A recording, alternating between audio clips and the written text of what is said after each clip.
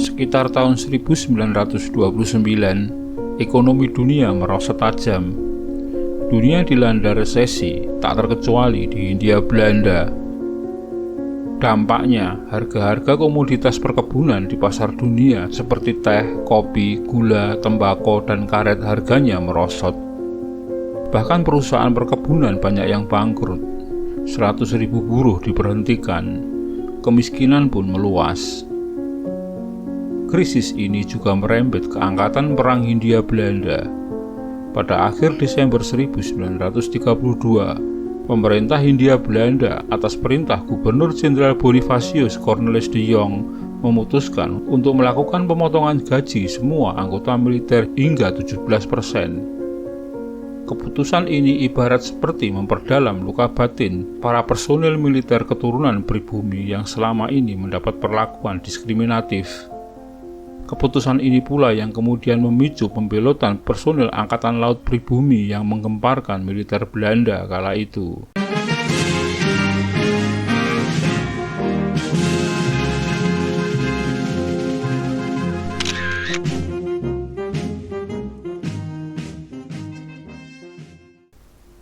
Namun sebelum dilanjutkan video ini, mohon bantuannya untuk mengklik tombol subscribe di bawah ini bagi Anda yang belum berlangganan channel ini, guna bersama-sama membangun channel ini dan agar Anda tidak ketinggalan update terbaru dari channel ini.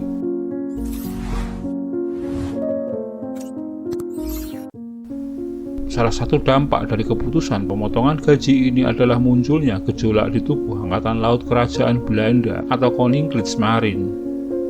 Selama ini terdapat kesenjangan di antara anggota Angkatan Laut yang berdarah pribumi dan anggota Angkatan Laut yang berdarah Belanda. Dengan tanggung jawab yang sama, gaji pelaut pribumi hanya 60% dibandingkan pelaut Belanda. Bahkan gaji pribumi lebih kecil dari gaji personil berdarah Indo-Belanda. Fasilitas seperti menu makan, kabin tidur, hingga jenjang kenaikan pangkat juga jauh berbeda. Sebenarnya kesenjangan ini tak hanya terjadi di tubuh Angkatan Laut, namun juga terjadi di seluruh tubuh militer Belanda. Hanya saja di angkatan lain semisal Angkatan Darat atau KNIL, rata-rata personilnya bersikap pasrah atas ketidakadilan yang mereka terima. Isu pemotongan gaji ini kemudian memanas, merembet dari kelasi ke kelasi. Di tengah kasak kusuk panas ini, kapal perang The Seven Provinciën atau 7 provinsi berlabuh di Pelabuhan Sabang pada 27 Januari 1933. Kapal perang ini adalah salah satu kapal perang terbaik kebanggaan militer Kerajaan Belanda. Di geladak kapal, belasan kelasi pribumi berbicara dengan suara berbisik dengan wajah tegang. Sebuah informasi valid baru saja mereka terima. Rekan-rekan mereka, pelaut pribumi yang ada di Surabaya sedang melakukan aksi mogok besar-besaran memprotes kebijakan pemotongan gaji. Kasak kusuk awak kapal pribumi dilanjutkan dengan sebuah pertemuan gelap di sebuah gedung bioskop di kota Sabang. Komandan kapal, Letnan Kolonel Laut Eikenboom, sama sekali tak menaruh curiga kala para pelaut pribumi itu meminta izin pergi ke kota untuk merayakan Idul Fitri. Tapi kecurigaan itu mulai muncul kala 30 orang pelaut Belanda dan Indo-Belanda yang beragama Kristen ikut turun ke kota. Apa urusannya personel Kristen dengan perayaan Idul Fitri? Komandan kapal segera mengontak polisi untuk mengawasi para pelaut itu. Namun mendadak terjadi kebakaran besar di tengah kota Sabang. Disinyalir kebakaran ini adalah siasat para pelaut tersebut untuk mengalihkan perhatian polisi. Perhatian polisi memang kemudian teralihkan ke kebakaran itu. Di saat yang sama, rapat kilat para pelaut pribumi dan Indo-Belanda itu digelar. Mereka sepakat untuk menolak keras penurunan gaji serta mendukung sepenuhnya terhadap aksi Surabaya.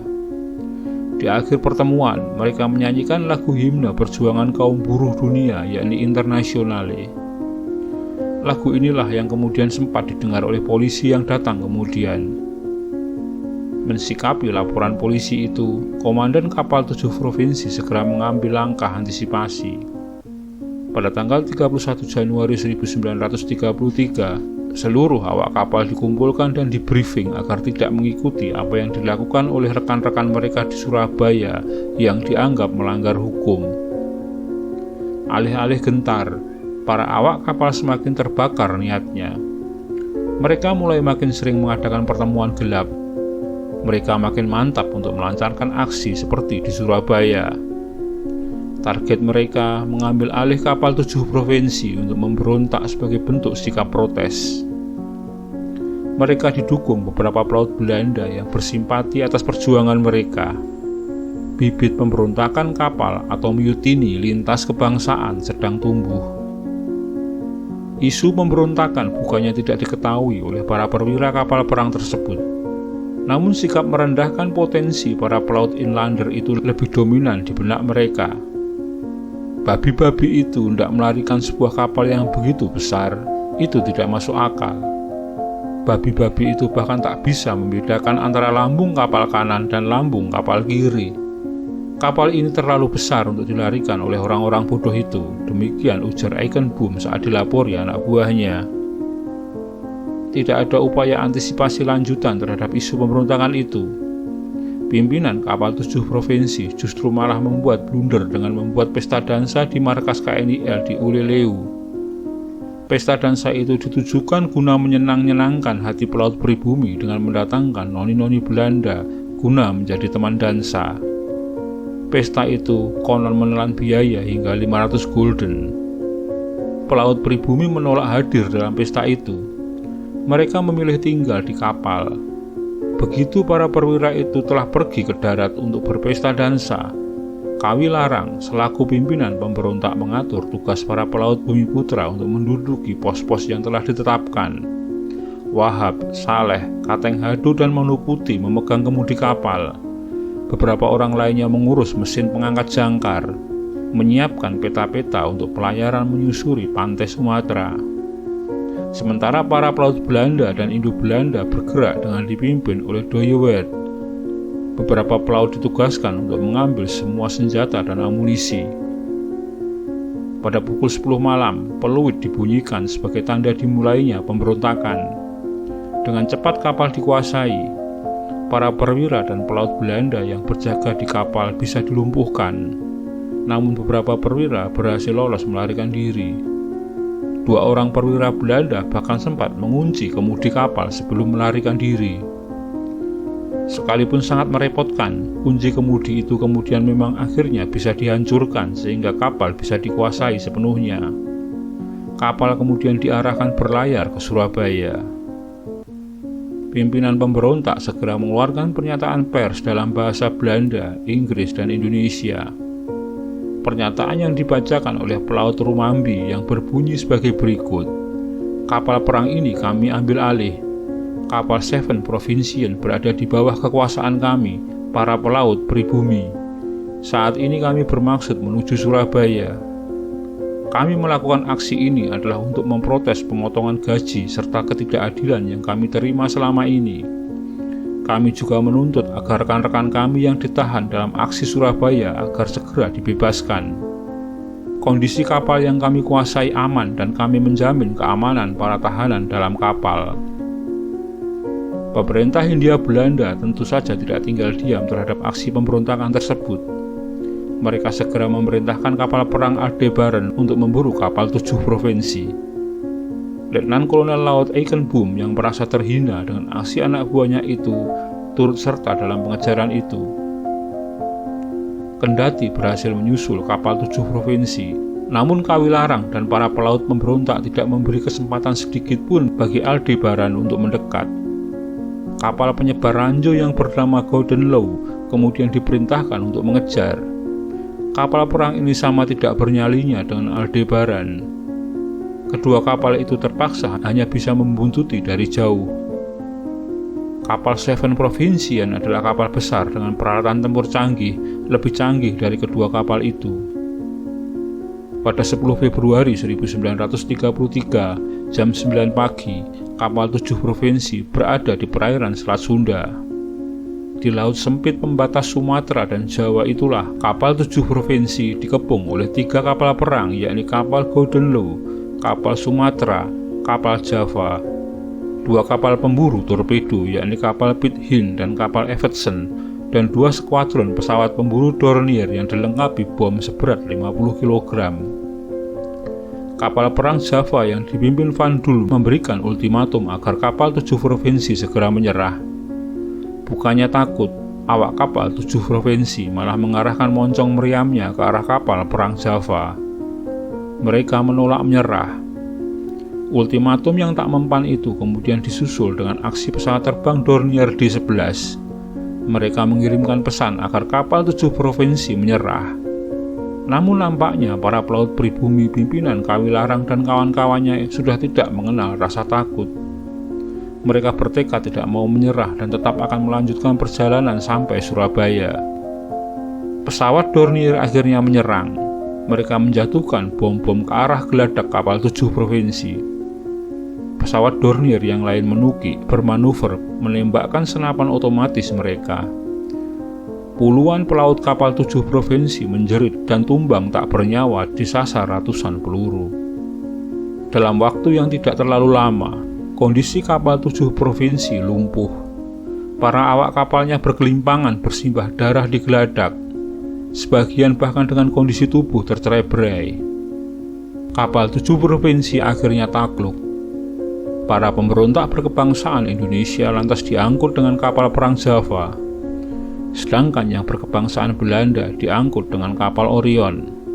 Sementara kapal pemburu Eversten mengangkut jenazah pemberontak pribumi untuk kemudian memakamkan mereka dalam satu lubang di Pulau Kerkhoff atau Pulau Kelor.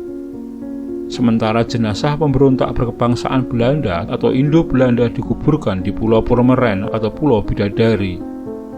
Kedua pulau tersebut termasuk dalam gugusan Kepulauan Seribu.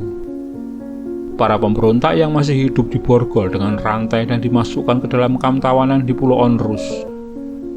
Pulau Onrus adalah sebuah pulau karang bekas galangan kapal VOC yang terletak di sebelah utara Batavia.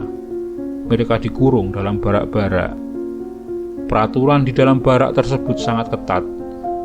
Setiap 5 tawanan diborgol menjadi satu dengan rantai.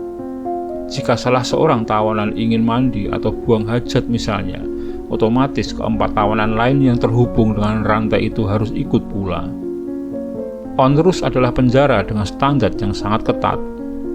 Tahanan yang mendekati pintu keluar akan ditembak. Tahanan yang membuat keributan akan ditembak. Bahkan tahanan yang tertawa-tawa, bersenda gurau atau berisik juga akan ditembak.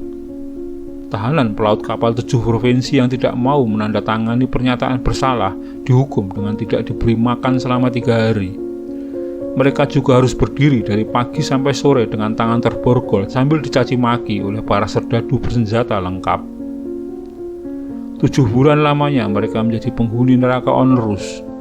Sampai pada 19 September 1933, mereka dipindahkan ke penjara Sukolilo, Surabaya, kecuali Kawilarang dan Bosart. Mereka dikirim ke penjara terpisah di Batavia karena dianggap terlalu berbahaya jika berkumpul dengan tahanan lain. Dalam catatan Departemen Van Meirin atau Departemen Kelautan Kerajaan Belanda, ada sekitar 545 pelaut bumi putra dan 51 pelaut bangsa Belanda dan Indo-Belanda yang ditahan terkait pemberontakan di kapal 7 provinsi. Dampak dari insiden kapal 7 provinsi membuat Gubernur Jenderal De Jong mendapat kecaman keras dari media-media Eropa dan Amerika. Ia dinilai tidak becus memimpin sebuah koloni, terutama dalam soal mengurus disiplin dan kesejahteraan tentaranya. Sementara itu di tanah air, serangan bertubi-tubi pun dilontarkan oleh para jurnalis anti-kolonial seperti Raden Tahen Cindarbumi dari harian Suara Umum. Imbasnya, harian milik Dr. Sutomo itu dibredel dan Raden Tahir Cindarbumi dipenjara. Lantas menyesalkah para pelaut yang melakukan pemberontakan di kapal 7 tersebut? Kawilarang selaku pimpinan pemberontak yang mendengar vonis pengadilan Mahkamah Militer Hindia Belanda menjatuhkan hukuman 17 tahun penjara baginya berkata, "Dihukum mati pun saya tak menyesal, karena bagaimanapun saya pernah berhasil menorehkan aib dengan merebut dan memimpin The Seven Provinciën, kapal perang kebanggaan kerajaan Belanda." Demikian sekilas tentang pemberontakan kapal perang The Seven Provincian atau 7 provinsi oleh pelaut Bumi Putra yang pernah menggemparkan dunia. Terima kasih telah menyaksikan video ini hingga selesai, semoga bermanfaat. Dan sekali lagi, jika Anda berkenan silahkan subscribe, like, komen, dan share untuk teman-teman Anda.